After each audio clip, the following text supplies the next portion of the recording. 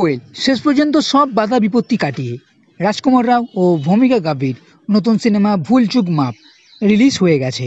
Romantic comedy বা horror comedy আপনি তো আগেও দেখেছেন, কিন্তু এই সিনেমাতে দেখবেন টাইম লুপের মধ্যে এক রোমান্টিক কমেডি, সায়েন্স ফিকশনের এক তরকা। সিনেমার ট্রেলার খুবই দুর্দান্ত লেগেছিল, তাই একটা আলাদা চাহিদা তো ছিল এই সিনেমার প্রতি। তার থেকে বড় কথা, সিনেমা মোডক কোম্পানির, যারা হিট ছাড়া কোনো কথা বলে না। তো এই সিনেমাতে কি আছে? রঞ্জন ও তিতলি একে অপরকে ভালোবাসে, পালিয়ে বিয়ে করতে গিয়েও ফিরে আসে। তিতলির বাবা বিয়েতে রাজি তো হয়, কিন্তু সবথেকে বড় বিপত্তি হলো বিয়ে করতে হলে রঞ্জনকে সরকারি চাকরি জোটাতে হবে 2 মাসের মধ্যে। চাকরির জন্য একটা জোগাড় লাগায় এবং মহাদেবের কাছে প্রার্থনা করে এই চাকরির জন্য। পরে সরকারি চাকরি তো হয়, কিন্তু গায়ে হলুদের দিনই তার আটকে যায়। এর পরের দিন আর আসে না, মানে 29 তারিখ বারবার ফিরে আসতে থাকে, 30 তারিখ আর আসে না। একটা টাইম লুপে রঞ্জন ফেঁসে যায়। আগে কি হবে? রঞ্জন কিভাবে এই টাইম লুপ থেকে বেরোবে?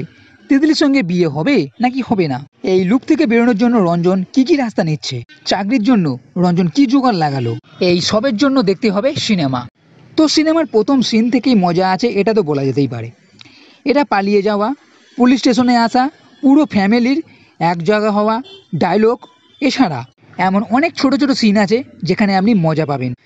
চাকরি না পাওয়া, জোগাড় লাগানো এবং টাইম লুপের পর রঞ্জনের যে অবস্থা ও তার থেকে বেরোনোর যে রাস্তা নিচ্ছে, একটা পূর্ণ কাজ করা, সরি বলা সবাইকে, এই সব সিনগুলো বেশ মজাদার। এর সঙ্গে রোমান্টিক সিন তো আপনি দেখতে পাবেন, আর শেষের দিকে ইমোশন সিন। রোমান্টিক কমেডি থেকে বেকারত্ব ও সামাজিক বিষয়ের দিকে মোড় নিচ্ছে। সেই দিক থেকে সিনেমার শেষের দিকে তেমন কমেডি নেই।